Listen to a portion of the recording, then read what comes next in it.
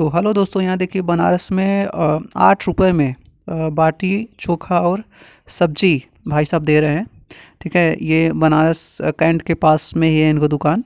और यहाँ देखिए बाटी आपका वो मतलब कि तेल में से निकाला हुआ है, और सब्जी और चोखा ये भाई साहब 8 रुपये में दे रहे हैं, है ना।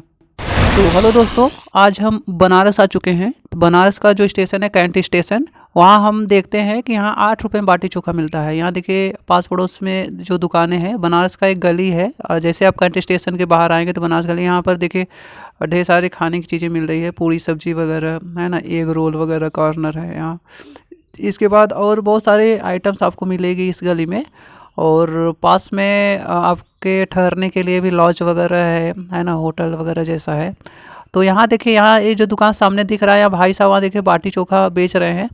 ये भाई साहब 8 रुपये में बाटी चोखा और सब्जी देते हैं, है ना। और 15 रुपये में दो बाटी और चोखा और सब्जी देंगे, है ना। यहाँ देखिए भाई साहब कितने रुपए में, यहाँ देखिए भाई साहब बता रहे हैं कि 8 रुपये में एक, मतलब कि 15 रुपये में दो। तो अब ये नहीं है कि 8 रुपये में आपको देंगे, 15 रुपये का दो बाटी देंगे। और यहाँ देखिए सब्जी ये भाई साहब दे रहे हैं, और साथ में चोखा है उधर।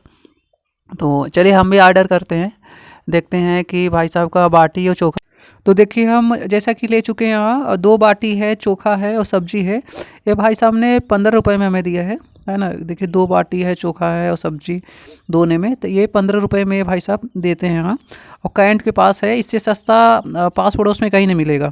जैसा कि हम यहाँ देखिए बाटी चोखा हम खा चुके हैं। अब यहाँ देखिए भीड़ लगी हुई है बच्चों की, है ना, जो बनारस वगैरह आए हैं और यहाँ बाटी चोखा खा रहे हैं। 15 रुपये में दो बाटी चोखा सब्जी, और सस्ते में मिलता है और स्वाद भी ठीक है ना। साथ में जो सब्जी देते हैं, अब ये सब्जी में थोड़ा सा आलू के छिलके वगैरह हो सकते हैं, ऐसी बात नहीं है कि नहीं होंगे।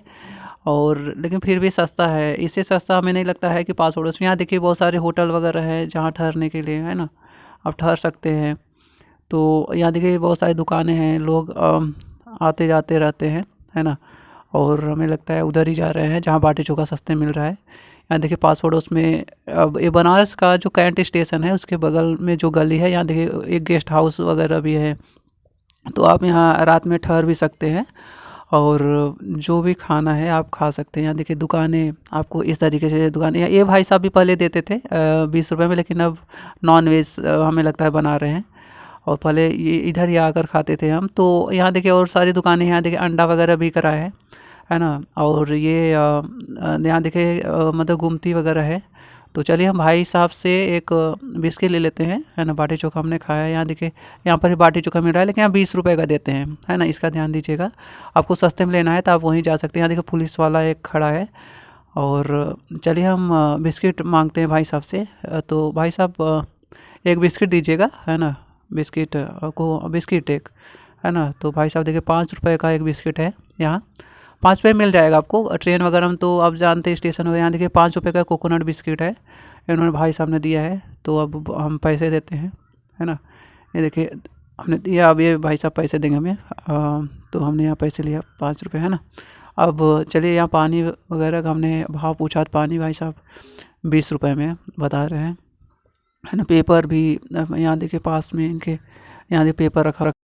तो यहाँ हम अब जो कैंट स्टेशन है वहाँ आ चुके हैं। चूँकि हमें ट्रेन पकड़ना है भदोही के लिए।